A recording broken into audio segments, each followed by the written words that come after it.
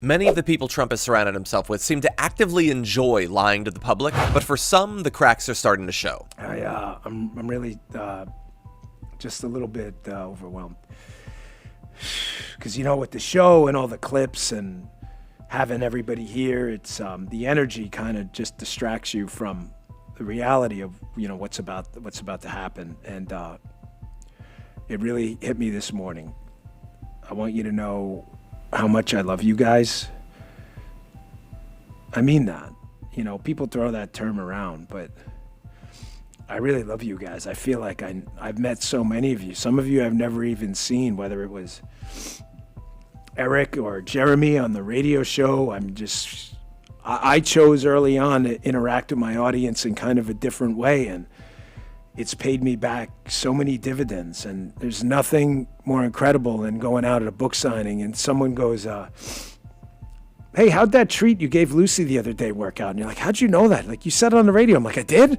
Like, that people, the relationship seems so asymmetric at times. Like, you know about me, but I don't know about you. But I know all I need to know about you, which is you've been there for me when I needed you. If you are a corrupt politician out there, if you are engaged in behavior, you know what you're doing, we're going to find you. I promise. No one is going to get off. The days of selecting and putting your partisan bias on and taking care of your friends, those days are over. You know what, Sean? I don't have any friends. I don't want any friends. Well, maybe outside of you and a couple of, I don't care. I didn't come here for the money. I didn't come here to make, I know. No, you didn't go there for the money. I can tell people that for sure. No, I didn't come here to make friends.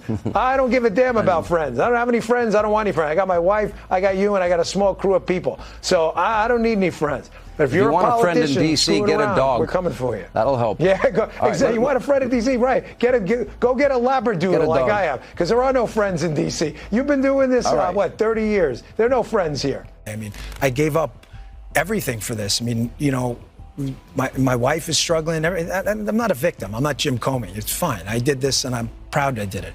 But if you think we're there for tea and crumpets, well, I mean, Cash is there all day. We share it. Our offices are linked. He turns on the faucet. I hear it. He's there he gets in at like 6 o'clock in the morning. He doesn't leave till 7 at night. I'm in there at 7:30 in the morning. He uses the gym. I work out in my apartment. But I stare at these four walls all day in D.C., by myself, divorced from my wife. Not divorced, but separated, divorced. And it's hard. I mean, we love each other, and it's hard to be apart. But you're doing some great work. You're straightening out the FBI. You're moving buildings. There's a lot of change. I'm not sure if anybody in this room has listened to Mr. Bongino when he talks about the past corruption at the FBI, when he talks about his experience serving for the United States Secret Service.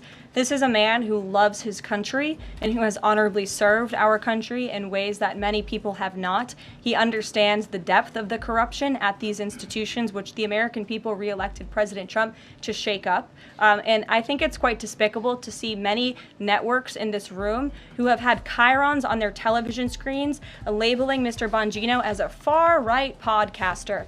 He is not. He is a former law enforcement agent. He is a former Secret Service agent who put his life on the line to protect this country, and that is why the President of the United States has entrusted him for this important role. He's also an outsider to this Washington swamp, and we often see that when outsiders are appointed to such coveted positions, a lot of people in this city get very, very nervous, and they should be, because Dan Bongino and Kash Patel and Attorney General Bondi are focused on rooting out the corruption at these agencies and ending the weaponization of government once and for all. Deputy FBI Director Dan Bongino is emerging as one of the most unpredictable characters in the Trump administration, and he seems to be causing some concern in Trump's inner circle. A source tells Fox News tonight that the FBI Deputy Director Dan Bongino has not been seen in the office since Wednesday after a heated argument with Attorney General Pam Bondi at the White House.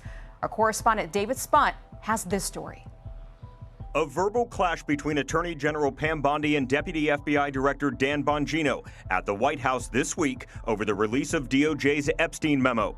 The two-pager out earlier this week insists the convicted sex trafficker and offender killed himself, and a client list does not exist after all. Fox is told by 4 separate sources Bongino is so upset about the rollout of the memo, he didn't show up to work on Friday in protest. One source says he hasn't been seen in the office since the argument with the Attorney General. David, tell us what you're learning here.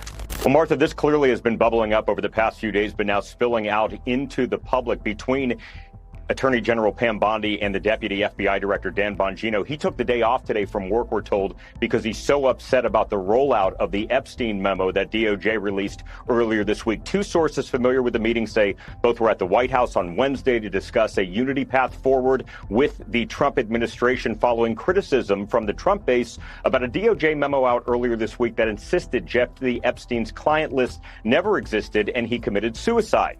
Now, this after Bondi, FBI Director Kash Patel, and Bongino for months said Epstein information would indeed be released in some form. Bongino apparently was so upset, again, he did not come to work. One source says they haven't seen him since Wednesday at work, and he may end up resigning. He was critical of the Bureau as a podcast host before being named Deputy FBI Director. While Trump is trying to convince the press that he had no knowledge or involvement in the transfer of Ghislaine Maxwell to a minimum security prison, his whole administration knows that this is a terrible look. Trump seems to think that he has like the charisma to just talk his way out of anything, and maybe for some at one point he did, but he certainly doesn't now that he's having to beg people to clap at his speeches. The cult leader is getting old, the base isn't as blind as they were, and his minions are starting to think about what's next.